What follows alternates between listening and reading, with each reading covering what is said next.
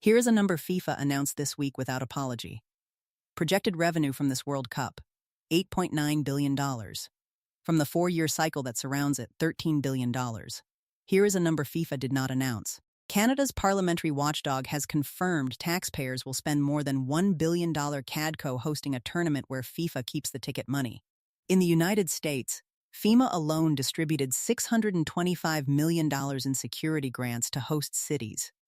Each of the 11 American host cities is absorbing between $100 million and $200 million in local costs: security, transit, stadium modifications, fan zones before a single match is played. Here is the part nobody puts in the same sentence as those two sets of numbers. FIFA is a not-for-profit organization, registered in Switzerland, paying minimal tax, generating a projected $11 billion in profit this cycle, while the cities hosting its product are scrambling to figure out how to pay for the train. This is not a story about soccer. This is a story about one of the most elegant revenue extraction structures in the history of sport. And understanding how it works takes about 12 minutes. Part 1. How FIFA's money machine is built. FIFA's revenue model has 4 pillars. Each one is worth understanding precisely because together they explain why the machine keeps running regardless of what happens in the host cities below it. Broadcasting rights. This is the engine. FIFA sells the right to air World Cup matches to networks across more than 175 territories. For 2026, broadcasting rights are projected to contribute close to $4 billion, a number that represents one of the most concentrated media rights packages in global sports. Every country on Earth that has a television wants this. FIFA sells it to all of them simultaneously, without sharing a meaningful portion of the proceeds with the cities where the matches are actually played. Sponsorship. FIFA restructured its commercial program into tiered partnerships: global partners, tournament sponsors, regional supporters. The Aramco deal brought Saudi oil money to the pitch. Lenovo, Verizon, Coca-Cola, Adidas, Hyundai all writing checks because the World Cup delivers something no other property can replicate at scale: a guaranteed global audience of more than 1 billion people, unified around a single product, for 39 days. Sponsorship is projected to add nearly $1.8 billion to FIFA's top line this cycle. Hospitality, corporate packages, premium seats, access, experiences layered on top of the base ticket. These are sold by FIFA directly and generate significant revenue that never appears in the headline ticket prices most fans see.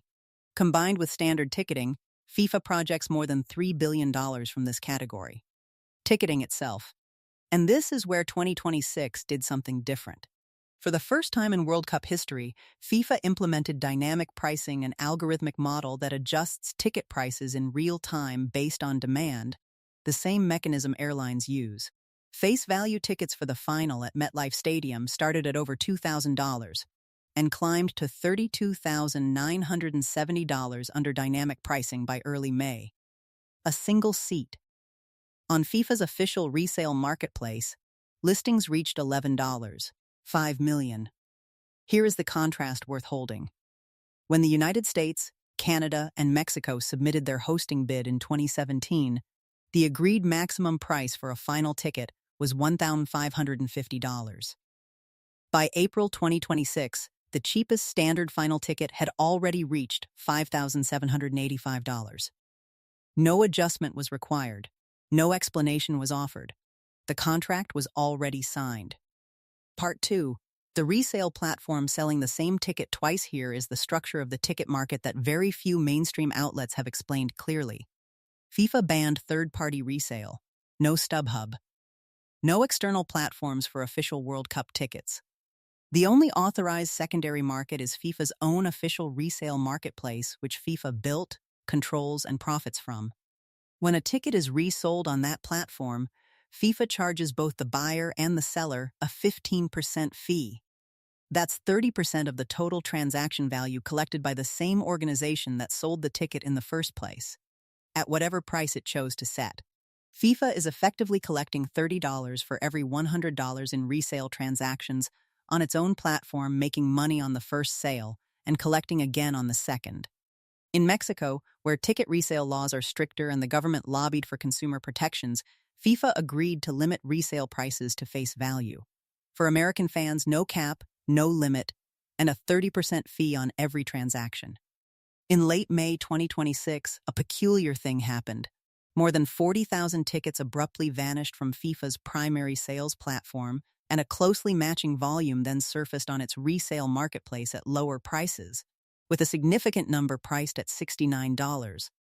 Observers concluded this was a deliberate pricing strategy keeping appearances of scarcity on the primary market, then routing surplus inventory through the secondary channel where FIFA still collects its resale fee. Whether or not that interpretation is correct, the result is the same. FIFA controls both markets simultaneously. The Attorneys General of New York and New Jersey subpoenaed FIFA in late May over ticket pricing and the phased release schedule, which they alleged was designed to artificially inflate prices. FIFA has not meaningfully responded in public. Meanwhile, NJ Transit announced it would charge fans $150 for the round-trip train from Penn Station to MetLife Stadium on match days. The standard fare is $13. The surcharge is meant to cover a $48 million transit bill for 8 matches. 8 matches. $48 million for a single transit agency. Part 3. What host cities actually signed this is the part of the story that a ProPublica investigation into host city contracts described as almost all organizing costs falling on cities, while their ability to collect revenue is severely restricted. Let's be specific about what that means in practice. Host cities pay for security. They pay for transit planning and execution. They pay for stadium modifications to meet FIFA's commercial standards, including what FIFA calls clean site requirements, which dictate that the stadium environment be free of any branding not approved and paid for by FIFA's own sponsors. Cities that have existing naming rights, deals a primary revenue source for most American sports venues, have to either renegotiate or cover the costs of meeting FIFA's standards. Host cities cannot sell their own competing sponsorships in categories FIFA has already sold. The concession revenue inside stadiums goes to FIFA. Parking revenue, in many cases, also flows primarily to FIFA or its designated operators. Everybody signed an agreement that was very, very one-sided, said Alan Rothenberg, who is on the Los Angeles Host Committee and was the president of U.S. Soccer when the country last hosted in 1994. Then, some host cities got a slice of game day revenues, such as a share of food and drink sales at matches. In 2026, that arrangement no longer exists. And there is one more dimension. FIFA demanded sales tax breaks on World Cup tickets as a condition of hosting. That means millions in lost revenue for host cities already shouldering the costs of infrastructure, security, and logistics. Missouri, Georgia, Florida, and other host states are foregoing tens of millions in sales tax that they collect on every other sporting event in their jurisdictions, not by choice, but because it was written into the hosting agreement signed years before the tournament arrived. Missouri alone is leaving roughly $15.7 million on the table in uncollected sales taxes, compared to the $5.9 million originally estimated. Combined across just 3 states, nearly $60 million in public revenue was surrendered. 12 of the last 14 World Cups hosted since 1966 have resulted in financial losses for host countries.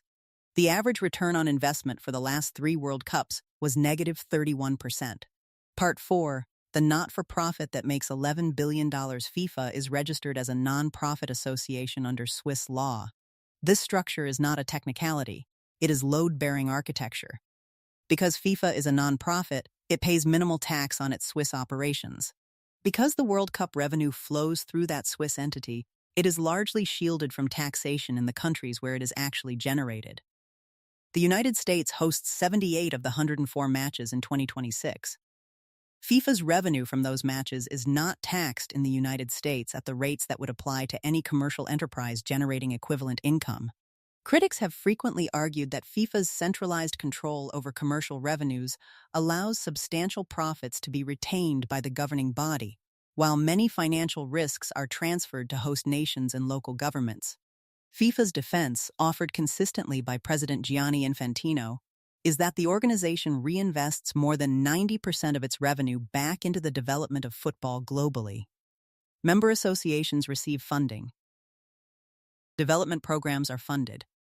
Prize money $871 million this cycle, going to the participating nations, flows back into the game. That 10% is worth sitting with. $1.10 goes to the athletes whose performances generate the product being sold. The other 9 stay inside an organization registered as a not-for-profit that has faced corruption investigations spanning 2 decades, from Sepp Blatter to the FIFA-gate indictments of 2015 to the Qatar and Russia hosting controversies. The governance reforms that followed those scandals have not produced meaningful changes to the fundamental revenue structure. The machine does not change. It scales. Conclusion: the math and the spectacle here is the thing that makes this story genuinely complicated. The World Cup is spectacular. This is not ironic or dismissive, it is accurate. Over 1 billion people will watch. Moments of genuine athletic greatness will happen at a scale no other sporting event can match. The product is real, and it is compelling, and that is precisely why the machine works. The structure that extracts billions from host cities and billions more from fans on resale fees works because the underlying product is worth watching.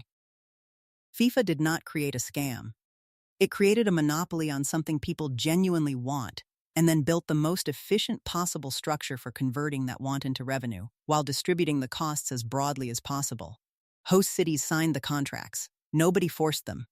But knowing exactly what was in those contracts and having the leverage to negotiate anything different was never really on offer.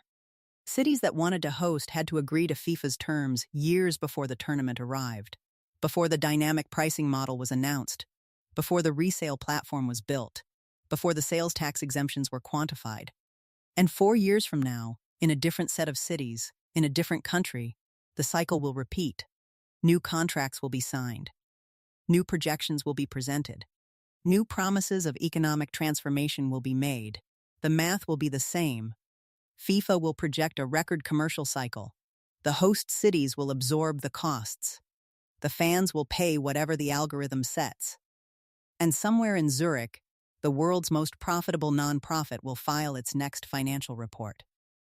The question worth sitting with tonight is not whether you enjoy watching the World Cup. Most people do. The question is whether you understand, the next time a city's mayor announces a hosting bid, who is actually being served by the agreement they're about to sign. If this changed how you see the economics behind the tournament you're watching this month, that's exactly what this channel is here for. Drop a comment with the number that surprised you most. I read every one. Subscribe if you want more of this, the financial structure underneath the spectacle, explained clearly. See you in the next one.